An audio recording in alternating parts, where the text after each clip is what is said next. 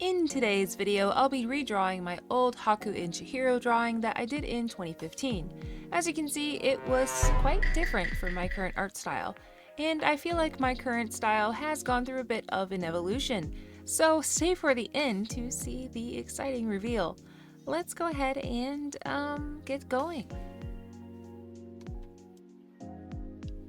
One big thing that I notice when I come back to this piece 10 years later is the stark difference in the art style. Obviously, I have completely abandoned strict line art and cell shading since this piece, and I've, utilized some more saturated color since then.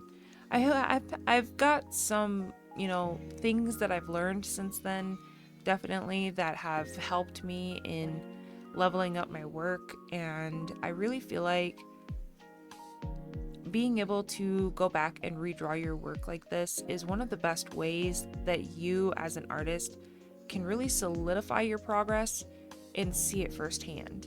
So if you have some old work laying around, even if it's like 6 months old, a year old, so on, I would really recommend sitting down and giving it a shot.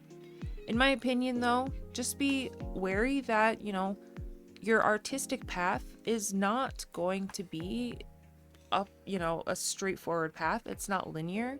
It's going to be completely a roller coaster. It's going to be up and down. But I don't believe that people completely regress. But there is such thing as plateauing. Plateauing can be the result of not studying the correct things, redrawing the same things over and over and over again because you get too comfortable, not exploring other art styles, not playing around with textures, not expanding your horizons on what else you could actually draw other than, the same fan arts or the same OCs or the same concepts. When you are stuck in a plateau, it can really make you feel like you as an artist don't have anywhere further to go. But are you satisfied at where you're at? You really need to ask yourself that. There are times where I go through these moments where I feel like I am on a rise with my art, and I feel like I am on this triumphant battle and I am just like killing it. I am just going in, I'm grinding out all these pieces. I'm doing, 3 or 4 pieces a week, and because I draw constantly, mind you. And and then there's some days where I feel like I'm only wanting to draw the same thing and I can't get past the same thing. Like I struggle at drawing an eye and I can't get past it, or I'm having issues with, I'm feeling stuck with my art style, with how I draw my noses, and it's really bothering me, but I can't get past it and I don't know where to go.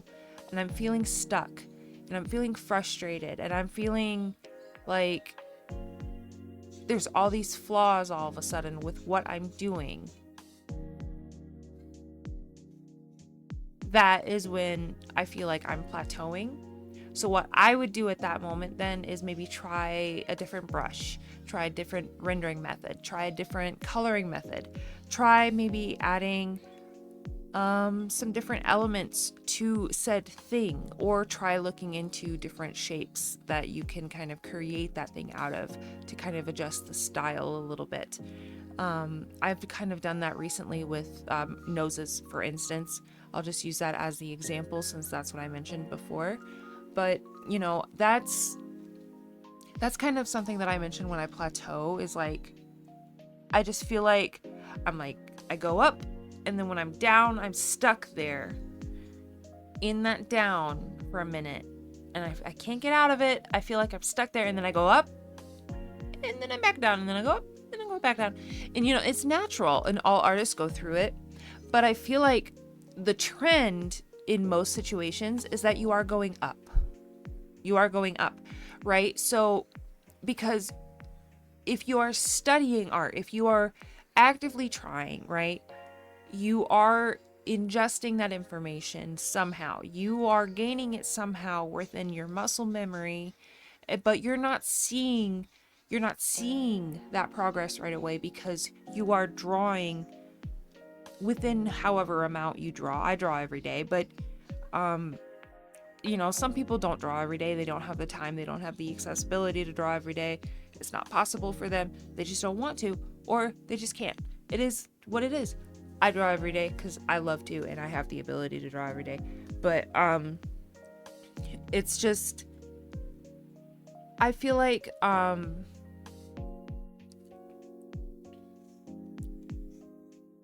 people expect progress, but they don't look at the larger picture. They don't look at how far they've actually come.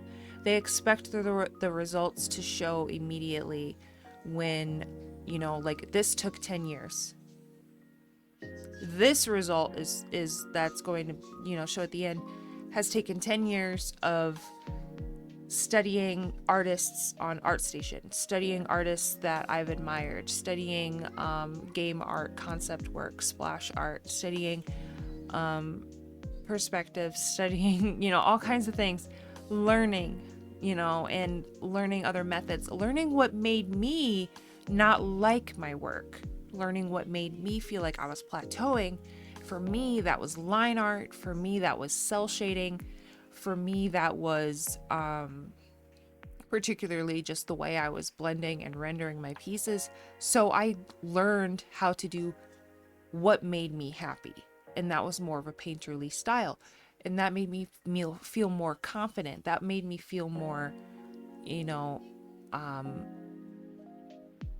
more willing and more adaptive to learn new styles as well within digital art. Something I really recommend. If you're feeling like you're plateauing, try expanding, try, you know, looking into another style. I know it's very difficult sometimes to do that, to go out of your comfort zone. I have a hard time going out of my comfort zone, but when you do that, I promise you, you will see some results. You will see some results.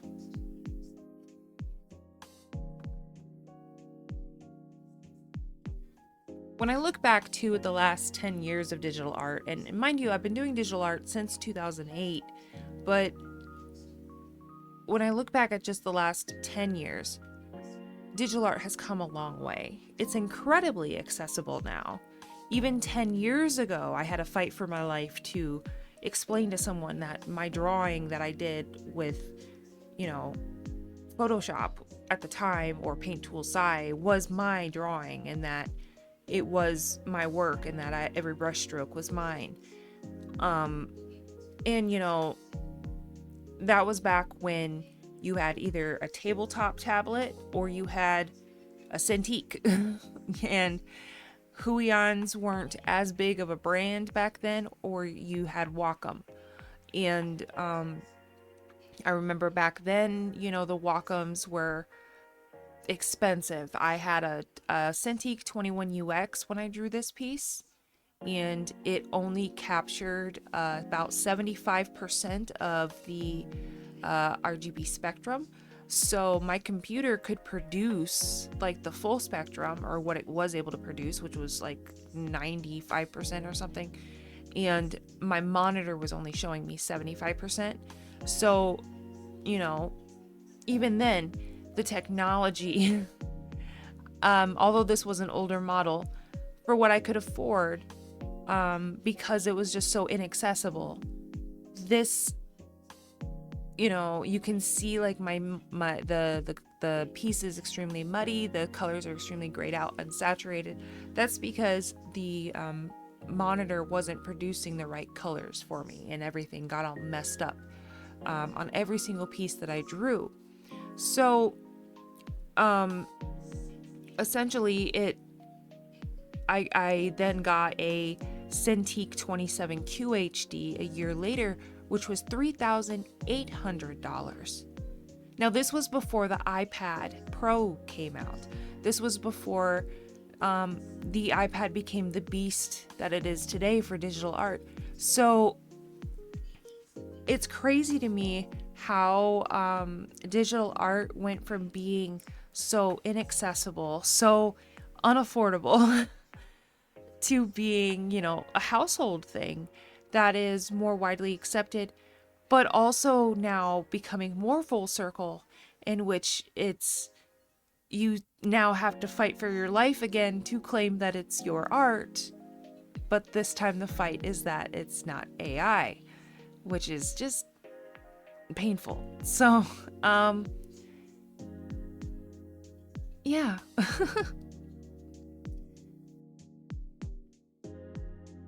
So this is the original one that I did in 2015. As you can see, I had a very different art style back then. I did line art, I did cell shading. I remember back then I was really strongly into Ocean-chan on YouTube and DeviantArt. So I used a lot of reference on her eyes into my style. So I remember that very specifically. So this is the old one and the new one. I love it. I'm very, very, very happy with the new one. I love the texture. I love the movement. I love the atmosphere of the piece. I'm really happy with this one, and I'm really glad that I was able to kind of see how far I came along with my art. And thanks for joining me. If you enjoy these types of videos, I hope that you stick around for the next one. Sorry that this one is so long. If you like these ones though, let me know. Bye.